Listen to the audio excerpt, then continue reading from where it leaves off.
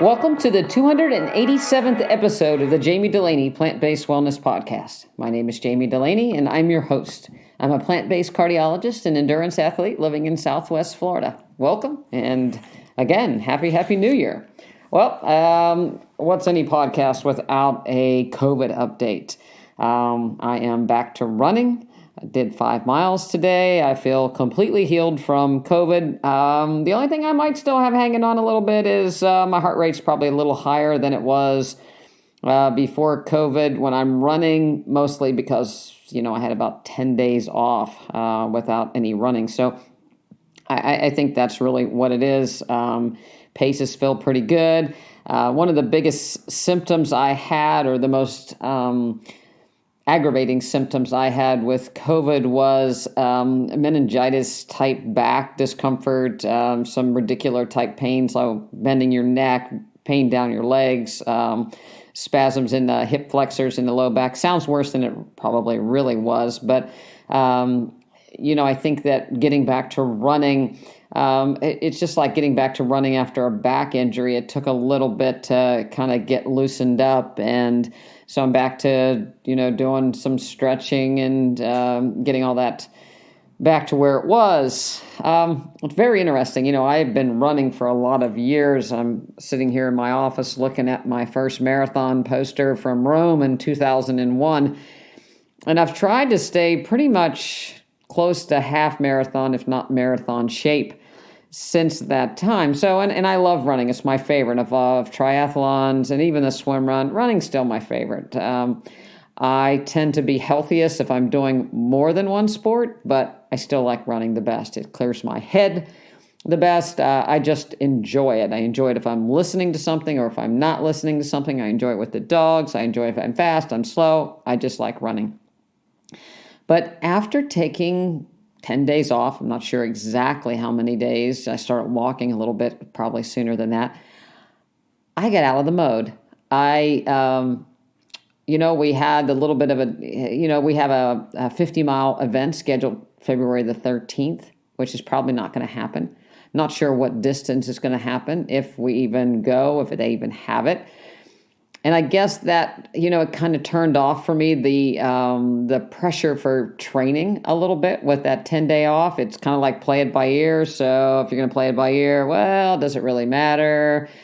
And so, I had to actually kind of catch myself and refocus that, okay, training still does count. There's going to be a marathon in March. There's going to be a 50K in April. So even though this 50-miler might not take place, I still need to keep my training up, and my heart rate is a little higher, so I've got to get both my cardiovascular system and my muscular system in gear. I got to get back at it. The other things that I quit doing when I was on the couch was I quit stretching, other than to get up and try to get some of these muscle spasms to release. But I quit doing a lot of actually release kind of work with a ball. Kind of hurt a little bit, so I didn't do that much. Strength training kind of went down the tubes, the squats went down the tube, the lunges went down the tube, and I just quit doing all that stuff when I was not feeling very well. So now I have to make a conscious effort to restart all those things. And one thing that I look at, I upload to Strava, but I never really go on Strava, and I have my Garmin Connect account, and I look on it, but I don't go back in time. But one thing I do look at is my daily calendar, and I keep a calendar in my bathroom. It's just a regular old calendar that I write what I did every day. I ran 5 miles, I did weights, I went swimming, I biked or whatever. And every day of the month, every day of the year, I write something in a square. If I don't do anything, it's a big fat 0, or I'm vacationing, or I usually write vacationing or travel. That's usually a reason for not doing something. But I keep those squares. I'm very conscious of I want those squares to be kept. Something in them, even if it's walking if I'm injured. So I really, and I've talked about it before on the podcast, I think for me, getting my calendar, and the other thing that happened was I didn't get a calendar usually I get a calendar for Christmas from my nurse, and I didn't get one this year. I got a different present. And so I had to go get my own calendar, and I actually mailed it to the wrong place. So I didn't get my calendar right away. And I know, yes, you could have picked up one in the grocery store, but I had one I ordered nevertheless. So I didn't have my calendar right away, so I wasn't writing anything down. So that actually distracted me as well. It's like, well, I don't have a calendar to write down. I don't see the empty holes, and it goes on and on and on. So it kind of hit me this morning that if you actually, if you didn't keep a calendar and you didn't do anything on a regular basis, or maybe you do something 2 or 3 times a week and you get out of it, it's really easy to fall out of habit. It's really easy to fall out of habit for your exercise program. You travel a little bit, you get off routine, you get sick, you change locations. Next thing you know, you're not doing it all. And it's really easy to get into the mode of doing either nothing at all or the bare minimum or something like that, and justifying between our ears is our biggest enemy as well as our biggest advocate potentially. But most of the time, it's the biggest enemy. It's like, you don't have to. You're not training for anything. You don't have anything on the calendar. You missed this event, or they're probably going to cancel it, or I don't want to do this, or I don't want to do that. So I think, again, I'm gonna make a big play for anybody that's trying to make a change, is to have a calendar to write on. And maybe it's a nutrition change, maybe it's a movement change. But I think that calendar is really important for people to fill in the squares so they know what's up. Some people write a weight in the square. Some people write a blood pressure in the square or a glucose in the square. I like going back every once in a while, years gone back. I have all the calendars and I keep them in a drawer. And I can go back and look, the second week of January or 2 weeks before an event. Where was I last year? What kind of pace was I keeping? Was I running? Was I doing any kind of interval training? Was I doing any strength work? Where am I compared to what I was doing last year? It's a good motivator because obviously none of us want to, go downhill as we go add chronological age. But it's also, it can be a really good feedback. It's like, hey, I'm ahead of where I was last year, or I had this layoff, but I'm coming back. And when I had a layoff before, this is what happened and this is how I'm doing. So I think it's a really good thing to keep track of where you are, and accountability, but also it lets you go back in time and compare to you. Not to somebody else, but to you. We can all look on Strava or something else and see what so-and-so is doing and maybe wish we were doing it, or maybe it's, below us or above us or whatever. But I think it's really important to compare it to you and use it to use it to the best that you can as your own personal coaching tool. I think if you're somebody that gets disappointed, then maybe also put into context, if you were using that to coach somebody else, what would you do? How would you make them do better? How would you help them improve? Because I think we're a lot kinder to other people and a lot more encouraging to other people. So if you're only going to beat yourself up because of those numbers or the squares, then how would you help somebody else and apply that to yourself? And I think it can be a very helpful tool. So I'm back in again. So finally, I'm back in line. Got my calendar, filled in my boxes, ready to start amping things up. Again, I did 5 miles several times this week. I'll bump that up 5.5 to 6.5 during the week next week, and then hopefully by the third week I'm back up, and we'll see how the long run goes. So try to do something a little longer tomorrow, but again, see how it goes. I'm not going to push it. I am going to train with a heart rate monitor. I like the chest straps. I think they're much more accurate. A few days that I just went out and it was really slow. I was like, I'm not going to put the chest strap on, but the wrist, I have rather small wrists, and the thing bounces all over the place. So I don't want to see a abnormal high heart rate when I know it's not, and I don't want it on my data sheet that it's high when it's really not. So there you have it. I'm really excited to report on our first Zoom nutrition conference that was open to the public, our Healthy New Year. Addie Dulaney, my nurse, and myself, and with the assistance of my nurse, Dawn Zuli McMaster. We put on this Wednesday. It was a great success. I think people had a good time. We've had a lot of positive feedback. The way we did it, we had a live Zoom from 5:30 to 8, and did a question and answer. Addie and I bounced back and forth, each cooking a breakfast, each cooking a lunch, each cooking a dinner. And we talked about the nutritional value of the food and gave some tips and answered questions. And now that's going to be up for a week for the people that purchase tickets, and it'll be up for the members of our practice on our members-only website. Addie made teff pancakes with a side of fruit. I did a tofu egg sandwich on homemade sourdough bread. I did our sushi salad from the cookbook. For lunch, she did the Fiesta black bean soup from the cookbook for lunch. And then she did a golden Buddha bowl, which is one of my favorite sauces that she makes that's not in the cookbook. And I did a simple dinner with Swiss chard and white beans. And then I demonstrated how to do sweet potato fries or cottage fries with white potatoes with spices. And I usually soak or dip at least the potatoes once they're chopped into some soy milk, and then season them, and then they turned out really good. So that was the menu for the conference, and it worked out really good. We bounced back and forth, and the food turned out good, and so we had a really, really good time, and I think we'll be doing more of those.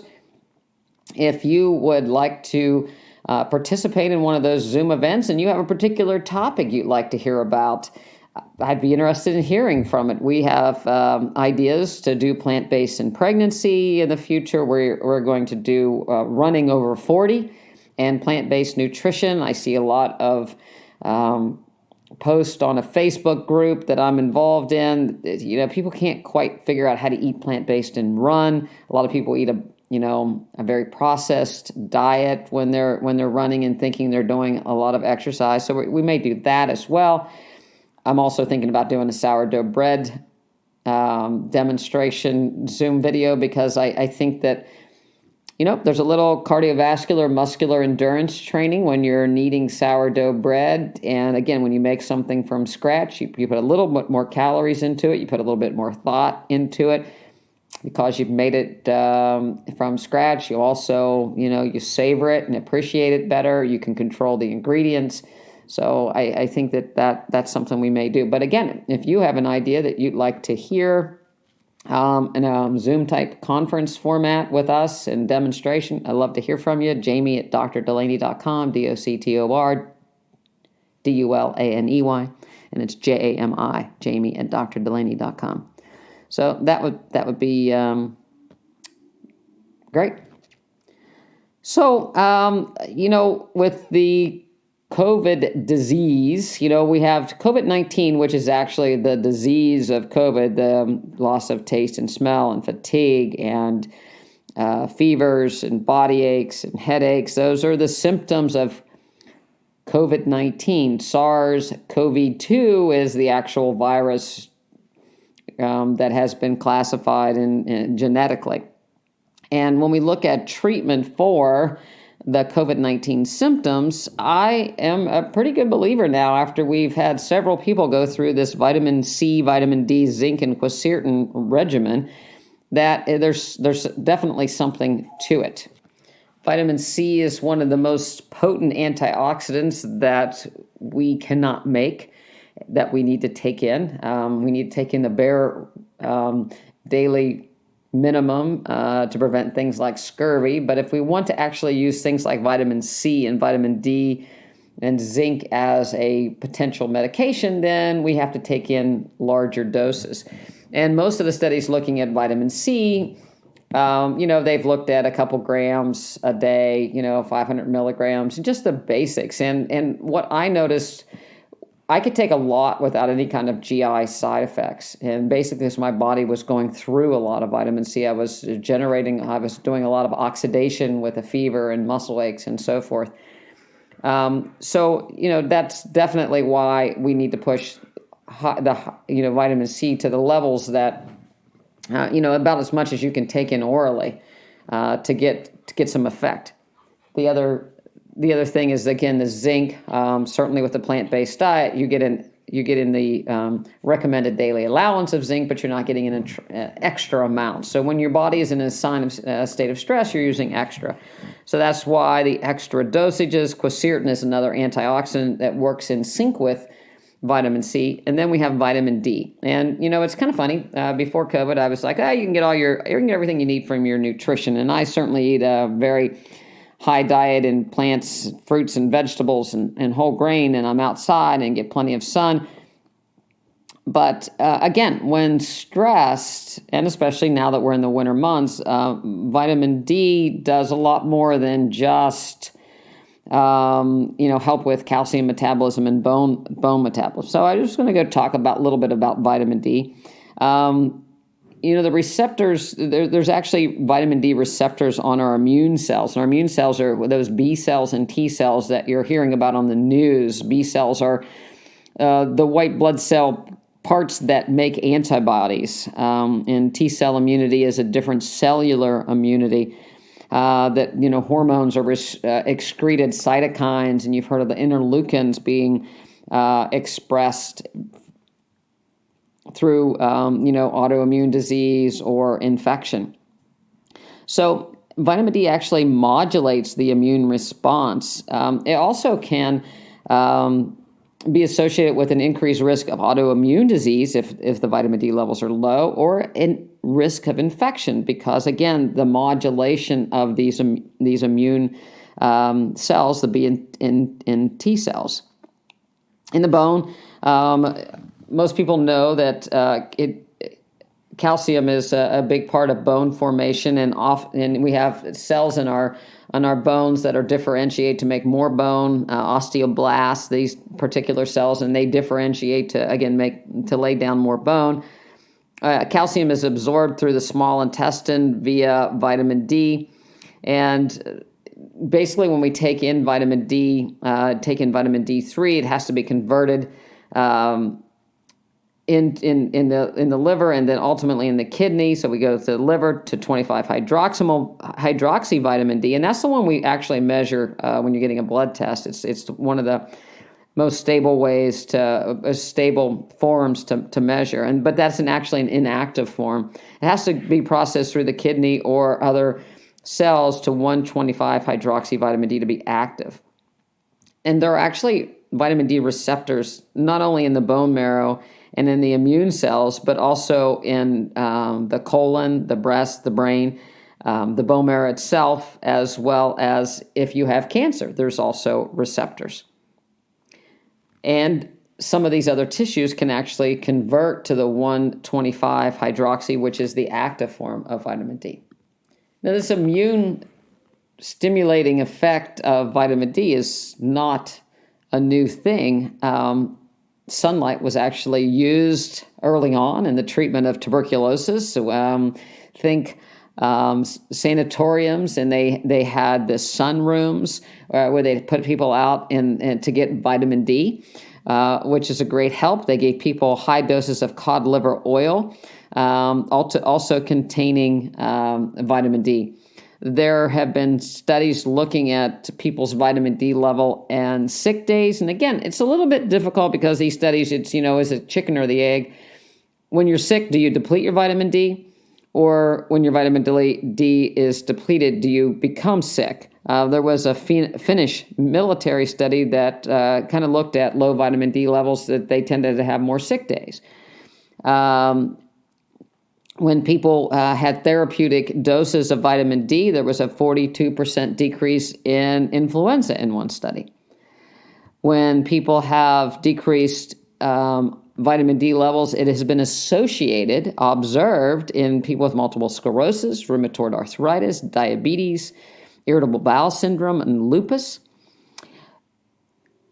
There's also been a few small studies looking at vitamin D in pregnancy. So low vitamin D levels was associated with an islet cell autoimmunity in the babies. Think type 1 diabetes. So it's really important in the regulation of our immune function, not just, we think about bone health. The B cells that make antibodies proliferate, they differentiate, and they make antibodies. And again, think about the COVID vaccine. So if you were to get the vaccine and you were depending on your body making antibodies, if your vitamin D level was low, you may not have the reactivity with the vaccine as someone that had normal vitamin D levels. Again, the Moderna vaccine looked at antibody response in older individuals, and the older people were, the less antibodies they actually produced to the spike protein when they were given the vaccine. Again, it's very interesting. Nothing has been done to date about this, but if their vitamin D levels were low, that may make it such that they did not produce the antibodies that they should. Why, as we get older, our immune function decreases. We tend to be inside more, perhaps. People in nursing homes are inside more. They have low vitamin D levels. They have less T cells. They have less white blood cells to start with. So all of this can go hand in hand. So why not just add a little vitamin D into everybody to make this, to up the ante as far as make people respond better to the vaccine, make people better, their immune system better, make their autoimmune risk lower. So I don't really see a problem with it. We know we want to keep vitamin D levels, optimal levels, less than 100. Low levels are less than 18. I'm thinking that, I'm going to keep mine somewhere around 50 or above, just as a protection.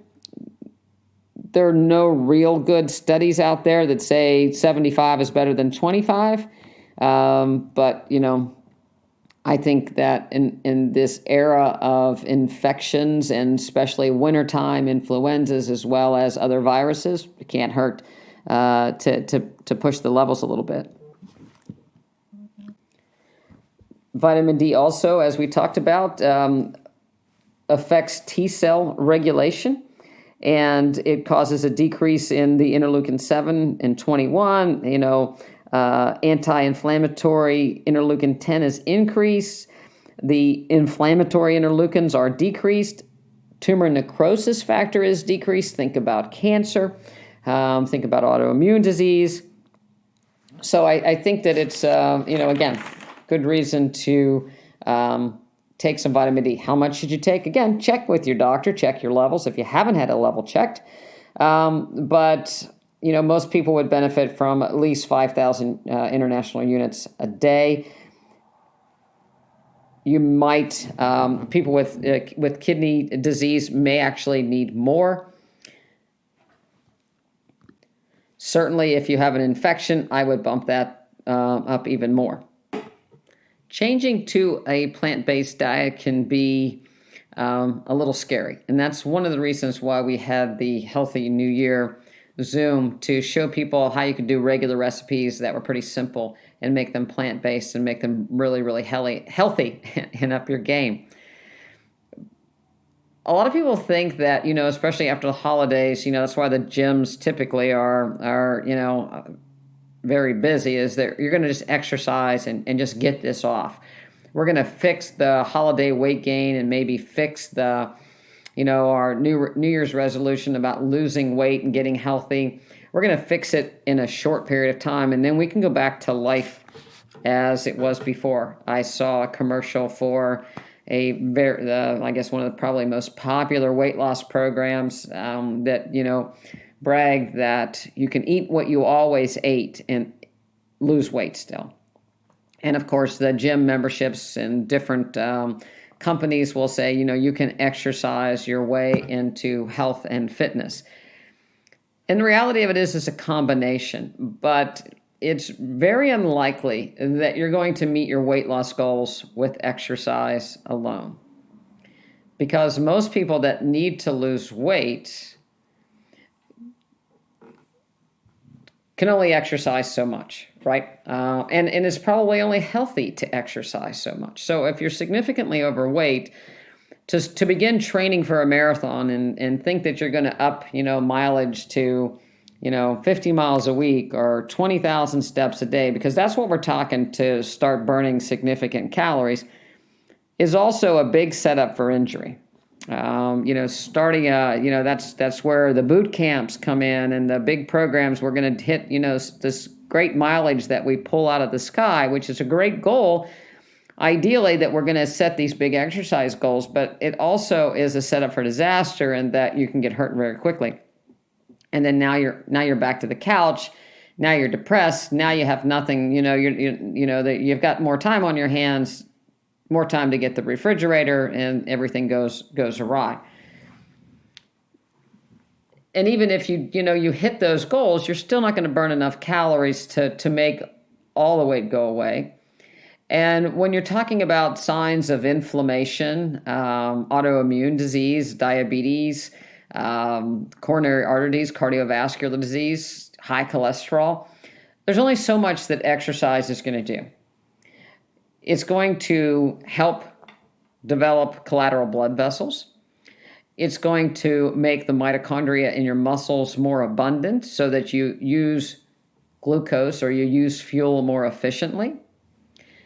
It will train your heart to pump blood more efficiently. Your heart will put out more blood with each beat, but more than that, your body's able to use the nutrients more efficiently. Think, you go from being a 1972 Cadillac to a 2020 Camry that you use, or even a Kia that you're using your fuel more efficiently. You get more miles to the gallon, so to speak. But it doesn't really clean out the pipes to the degree that changing your nutrition does. When you eat the greens, you generate nitric oxide. You dilate those collateral vessels really quickly, so that it helps you get more blood flow, and that's very protective up front. The nitric oxide also helps decrease the plaque in those arteries so that you're actually cleaning out the garage, so to speak. I had a discussion with, several people this week that, by the time you're in your, greater than 40, you've started to accumulate and you have some lifestyle diseases. You've accumulated enough cellular waste that there's a problem. So minimal changes may stabilize the problem, but it doesn't necessarily reverse the problem. And it probably doesn't even stabilize it. It's just getting worse a little slower. So you got to do something more with the nutrition aspect of things, and it has to be on a consistent basis. So, I remember my father, when he was diagnosed with diabetes, he thought if he put Sweet and Low in the iced tea, that would help him lose weight. He wouldn't be drinking iced tea with sugar in it, which, he drank a glass of iced tea a day. So that might have been 25, 30 calories that he was cutting out, despite having the ice cream calories and other calories that he really liked. That's not going to make a big dent in the problem. He finally had to realize that there had to be some big deletions. The big bowl of ice cream had to go. The pieces of the pies had to go. And they had to go for good. Little pieces mean little, you're not really taking out the trash. You're just taking out a piece of garbage from the garbage bin, but you're not taking out the whole trash. So I think that when you're making some New Year's goals, you're starting things off and you have some plans, don't fool yourself into thinking that, you're gonna go out and walk 30 minutes 3 or 4 times a week and that's gonna fix things. It's gonna make things better, and I really want you to do it, and I want you to work up to it, but it's really not gonna reverse things. You're gonna have to make the nutrition changes as well. And I think again, just like exercise, I don't think it's a good idea to go for the marathon training before you've ever run. I don't think it's also probably a good idea to beat yourself up over being 100% sugar, oil, salt-free, plant-based from the get-go either. That said, I also hear people say quite often, I'm better than I used to be. So there has to be a balance between accepting I'm better than I used to be and perfection. And I think Doug Lyle was speaking one time with me or to a group of people, and he kind of gave a timeline. And if you looked at dietary perfection and exercise perfection as being on one end of the timeline, and then look at where you are. If you're still sitting on the couch eating fast food, you're a long way away from perfection. So that you need to work your way up in steps. It's more of a marathon than it is a sprint. But you also need to hold yourself accountable because there is a timeline. And so if you are sick, you don't have 10 years to accomplish this, but we're not also trying to accomplish it in 10 days.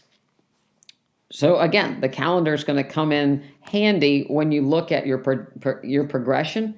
Your journaling, I think that can be a great tool for that as well. That you document what you are. So you say you're better than you are or than you were. Are you really? When you look back, we always remember the good things. We remember, we're so much better now than we were. But we forget a lot of this. We block a lot of things out. But if you have a day-to-day journal or a calendar, you can actually look back and see, oh, wow, there was a Whopper, a Burger King Whopper there, last year. This year it was a Impossible Whopper. Is that much better? Yeah, maybe, 50 milligrams of cholesterol better. That's about all you get. So in reality, was it that much better? Is that the goal you're trying to achieve?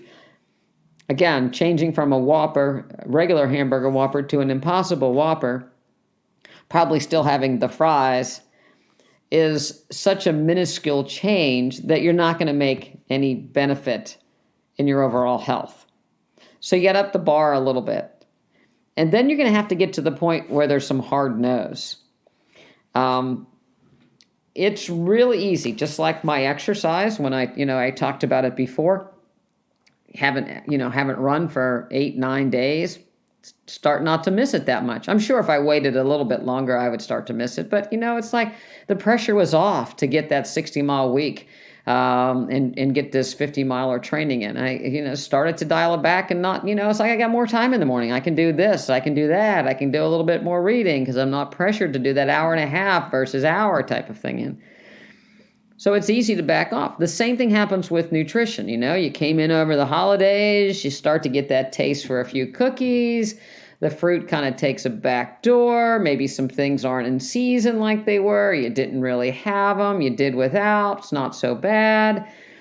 Kind of let that fresh vegetable slide. You kind of let that's cold outside. I don't need that big salad. Don't like chewing that much anyway. We'll do a little bit more of this, so you can get your taste buds, that gut microbes play a role in too. You can get your taste buds to start saying, I'll just stick with this, or this is okay for now. And the next thing you know, those big changes aren't hard to get back in. So use a calendar, document where you are, and realize, when you're starting to fall into that trap of mediocrity, so to speak, or this is okay. I'm better than I was, but, I'm not eating,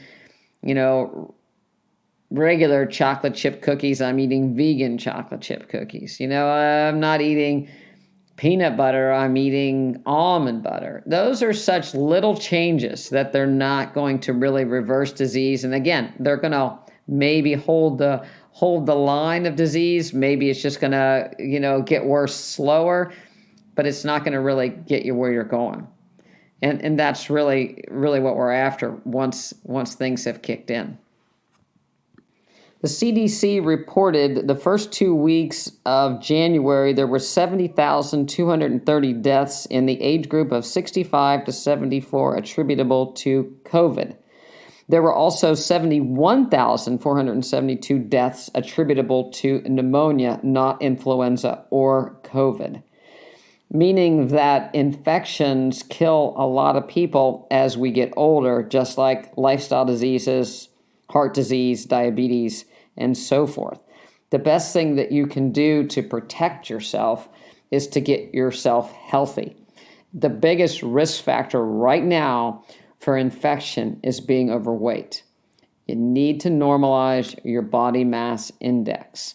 Unfortunately, for us women, we tend to carry more visceral abdominal fat even at a normal BMI.